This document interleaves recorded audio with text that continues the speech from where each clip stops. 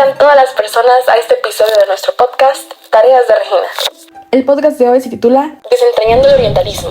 Hoy hablaremos de uno de los libros más influyentes e importantes del siglo XX, Orientalismo, de Edward Said. Este libro es una crítica aguda a la forma en que Occidente ha construido la imagen del Oriente a lo largo de la historia, y cómo esta construcción ha sido utilizada para justificar la dominación y la opresión de los pueblos orientales.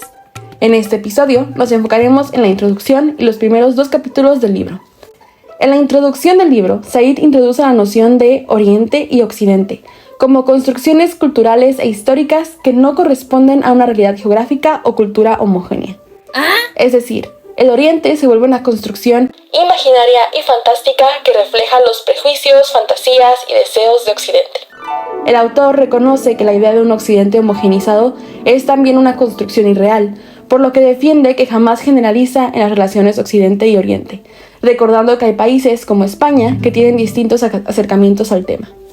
Said argumenta que la relación entre ambos mundos se ha caracterizado por una desigualdad de poder, en la que Occidente ha sido el sujeto activo y Oriente el objeto pasivo de la representación.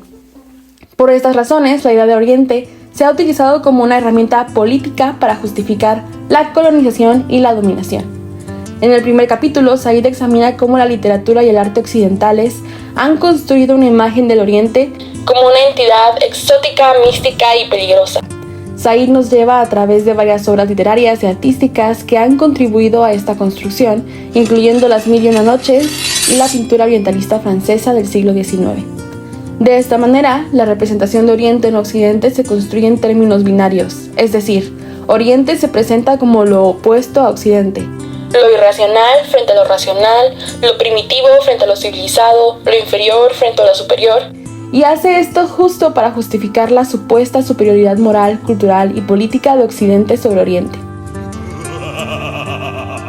En el segundo capítulo, Said se adentra en los estudios orientales, que son una disciplina académica enfocada en el estudio de la cultura y la historia de Oriente. Dado que estos estudios surgen en un contexto de colonialismo europeo, el autor argumenta que, en lugar de ser fuentes de conexión a la realidad o de destruir los prejuicios alimentados por la cultura popular, esos estudios se utilizan como una herramienta para justificar el imperialismo y la dominación occidental sobre los pueblos orientales.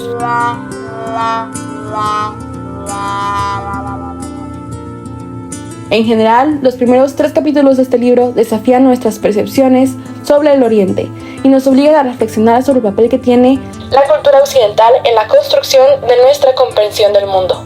Si aún no lo has seguido, te recomendamos que lo hagas. Nos vemos en el próximo episodio de nuestro podcast.